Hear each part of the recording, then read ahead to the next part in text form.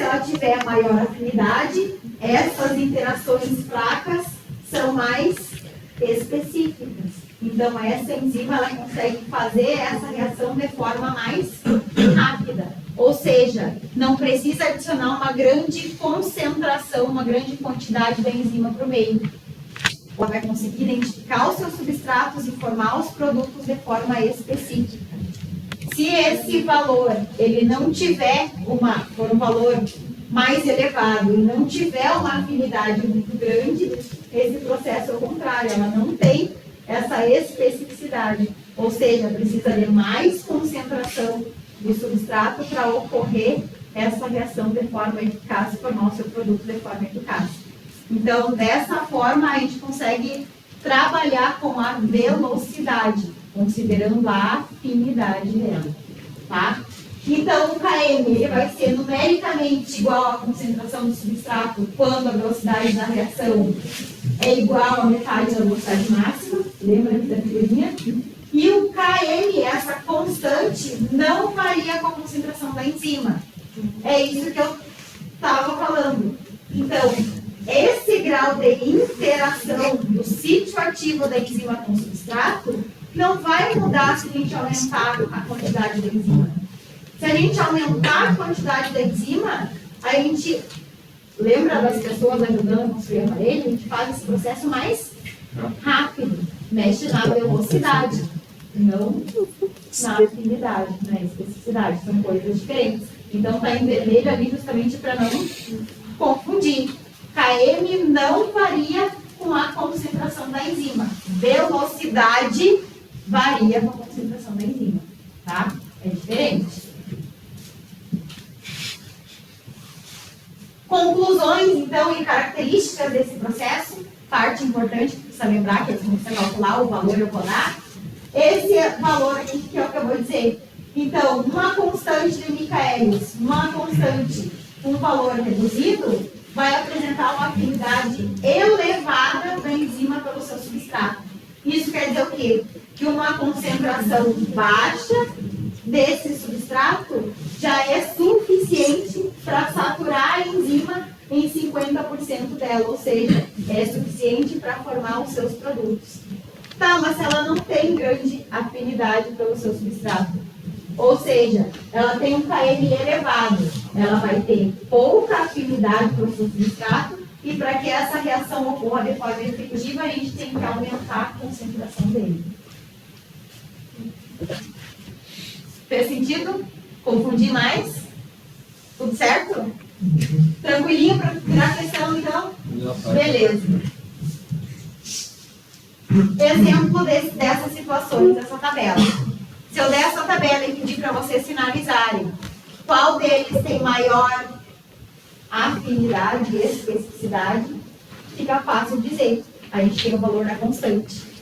Então, quanto menor for o valor do KM, maior a afinidade. Quanto maior o KM, menor a afinidade. Vamos olhar, tá? Aqui na catalase, ela só tem um substrato. Não tem o que fazer, é só aquele ali. Vamos olhar essa enzima quinase, a hexoquinase. Ela tem 3 substratos, ATP, glicose e frutose, com diferentes valores de KM. Qual deles que tem maior afinidade? O menor, ou com o substrato de glicose, 0,05. Se eu perguntar qual deles que é o pior, tem menor afinidade mais baixa, enfim, a frutose. Aqui na quimiotripsina, nós temos 2 substratos. Qual deles que tem maior afinidade? O que tem o menor valor de KM. Então, nem é tão ruim assim. Certo?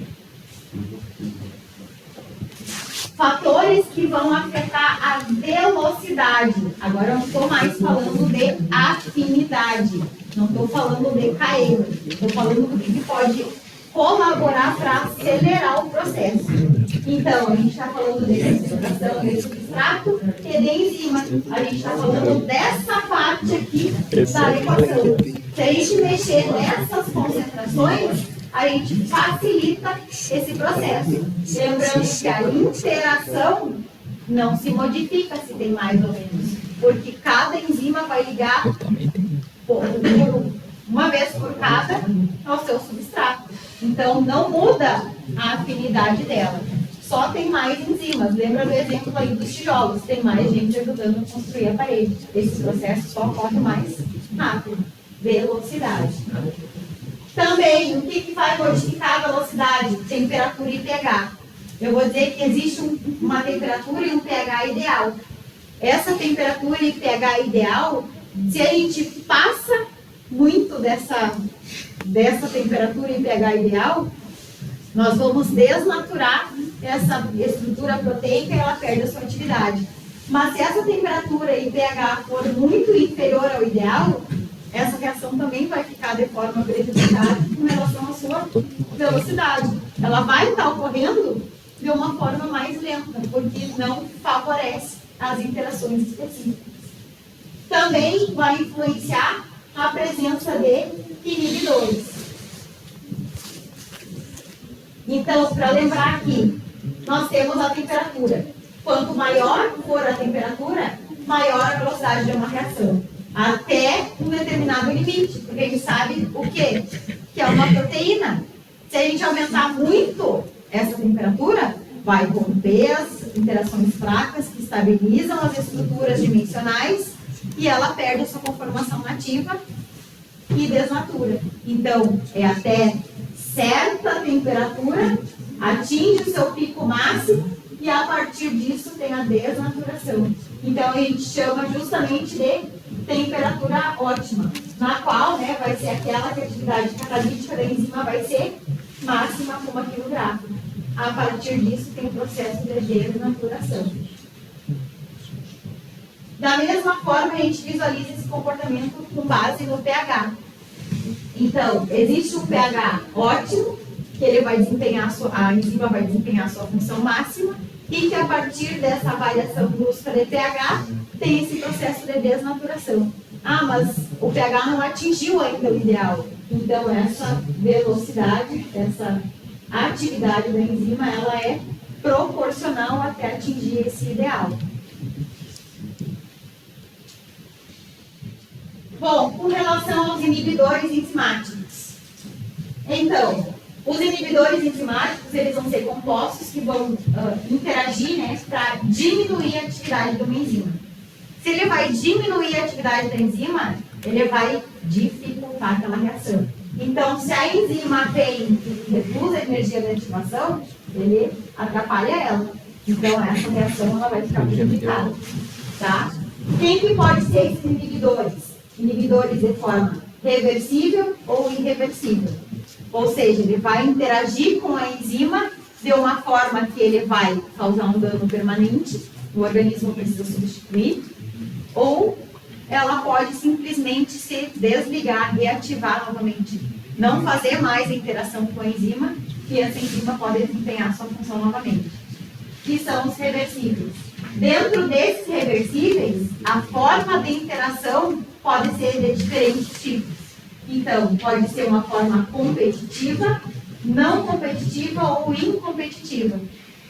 Se eu estou falando de competição, a gente sabe que o substrato se liga no substrativo, o inibidor ele vai competir, adivinha, por que parte da enzima? O substrativo. E aí, quando a gente falar deles, eu vou dizer que se a gente mexer na concentração do substrato, aumentar ela, fica mais fácil ele se ligar, porque tem mais do substrato presente do que no inibidor. Então, a tendência é anular esse inibidor. Ah, mas se a gente estiver falando do não competitivo, o não competitivo ele não liga na mesma região, ele liga num sítio à parte, específico dele. Então, se a gente aumentar a concentração do substrato, não vai mudar a vida. Essa reação ela vai estar prejudicada de outra forma, porque agora a velocidade máxima dela não vai ser atingida. E aí existe uma ligação específica, só que agora no complexo formado, enzima-substrato. Então aqui eu escrevi tudo isso que eu falei de forma bonitinha. Então, vendo a inibição enzimática reversível competitiva. Então, nós vamos ter um inibidor que vai se ligar de forma reversível ao mesmo sítio de ligação do substrato. Ou seja, ele vai fazer o próprio que não está sendo uma competição. Quem tiver maior proporção vai ter mais facilidade de se ligar. Por isso que se a gente aumentar a concentração do substrato, tem a tendência a neutralizar essa inibição. Então, aqui eu escrevi, o efeito ele vai ser revertido aumentando essa concentração do substrato. Ou seja, esse tipo de inibição ele depende das concentrações do substrato e do inibidor. Então, o que nós temos? Se nós olharmos nessa equação aqui, ela vai estar assim. Enzima, substrato e inibidor. Se a gente aumentar a concentração do substrato, fica mais fácil dele se ligar à enzima do que o inibidor.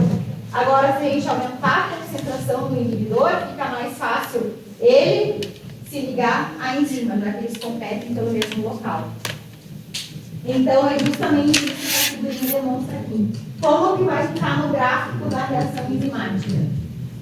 Assim, nós temos o gráfico da velocidade sem o inibidor e ela atinge uma velocidade máxima a partir de uma concentração do substrato.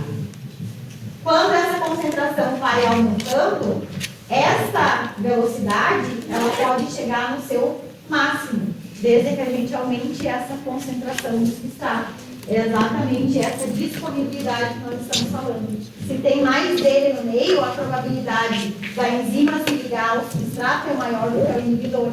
Então, é isso que nós visualizamos. Sem inibidor, com inibidor. Então, essa velocidade vai nos dar a concentração específica do substrato para cada um. Aumentando a concentração do substrato, neutraliza, reverte essa inibição.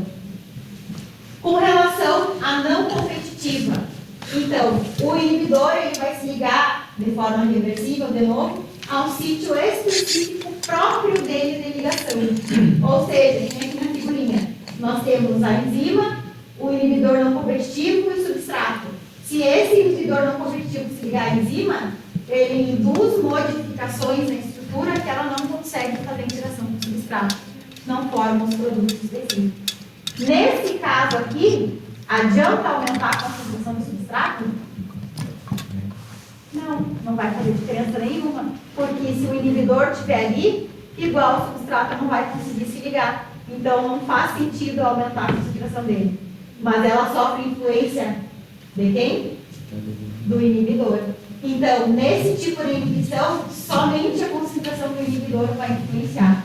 Quando só o inibidor influencia, nós temos um prejuízo da velocidade máxima. Ou seja, ela não vai atingir o pico máximo da velocidade dentro de uma reação. Então, se essa velocidade máxima antes era 100, na presença do inibidor, ela fica prejudicada pela metade. Se a gente aumentar a concentração do substrato, não vai fazer diferença nenhuma. Então, a enzima ela segue inativa porque ela não faz a interação com o substrato. Porque o inibidor está num sítio específico que modifica ele.